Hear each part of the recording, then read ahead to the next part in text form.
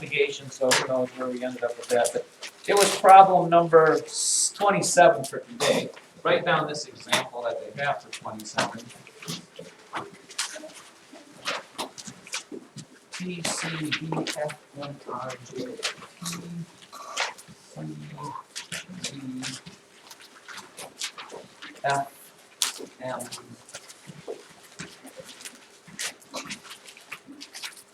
R, J.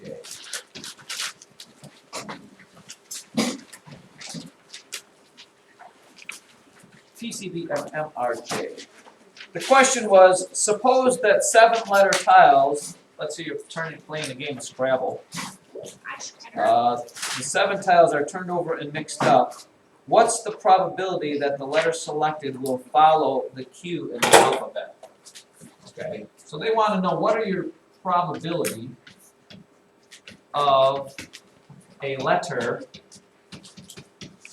after the letter Q. And rather than writing all of this out like this, the way we show probability in math, that you're talking about probabilities, you have the capital letter P, and then in parentheses you say what you want. And what do I want? I want a letter that's after Q. So the probability of a letter that's after the letter Q. Okay. When we talk about probability, we make it a fraction. And on that fraction, the bottom is how many different choices.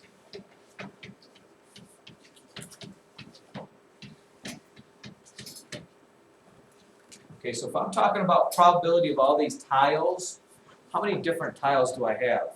1, 2, 3, 4, 5, 6, 7. So that's going to be my bottom part of the fraction. And then on the top is going to be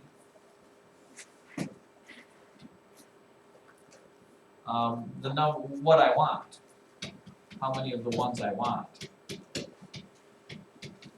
So you have to know just a little bit about the alphabet. What letters follow the letter Q? Well, there's R, S, there's no S's. There's a T, S, T, Q, R, S, T, elemental, P, Q, R, S, T, U, V, W, X, Y, Z. There's none of those there. So there are only two of the 7 are the ones that follow the letter Q. So your probability of picking one is 2/7. That's how we tell probability. If I asked you the probability of picking the letter B, well, how many tiles are there? 7. How many letter B's of those 7 are there? Just 1. The probability says that if you pick 7 times, only 1 time probably will you get the letter B. Letter Bill. Okay. And the probability is just what it says. It's the likeliness of that happening. It doesn't mean that you won't pull the letter B 2 times out of 7 times. Another example, I think this one came up in the book, it was of a spinner. Let me see if I can find the problem. Oh, where was it? Where was it? Problem 26, back in lesson number 62. They gave you a spinner that looked like this. 1, 2, and 3.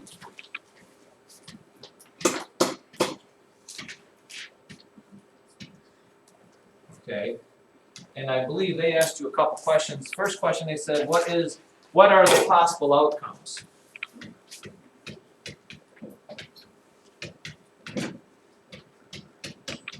Well, that's not too hard of a question. It just says, when you spin this thing, when you spin it, how many different possible things could you get? Well, what are the possible outcomes? A 1, a 2, or a 3, right? Yes, Mr. Hunter, right? Yes, Mr. Hall, you're right. You're awesome. Can't write that. The next question, it said, what fraction names a probability that it will stop on sector 3? probability of stopping on sector 3. Now here's where we have to take just a moment out and talk a little bit here. Okay, in order for probability to be accurate, all of the pieces have to be the same size. Okay, it's like your mom telling you to share a pie between 3 of you. Okay, if you share a pie between 3 of you and you say, hey, I'm going to cut the pie, and you cut the pieces to look like this, and you say, well, I'm going to take pie piece number 3, that's not fair. Okay, so in order for probability to be fair, all the pieces have to be the same size, which means in this case what you would have to do is you'd have to draw another line right here, okay, and cut it there, and both of these would have to be 3 so that every sector is the same size. So you end up with actually 2 3s because that's the same thing as having each of those. So when we do the probability of 3, how many different pieces did I cut my circle into? 4. How many of those 4 are the number 3? 2 of them, which is, and 2/4 is the same as 1/2. And if you looked at the original circle, half of it was 3, so that makes sense that the probability would be half. What if I put half on the paper? Would you write it wrong? No, half would be fine. And then the question C, what fraction means the probability that it will stop on sector 1? Probability of sector 1. Well, again, how many pieces did we have? There's still 4 pie pieces. How many of them are number 1s? Just 1 of them. So the probability is 1/4 that you're going to stop on the number 1. Hopefully that helps you out a little bit with that probability.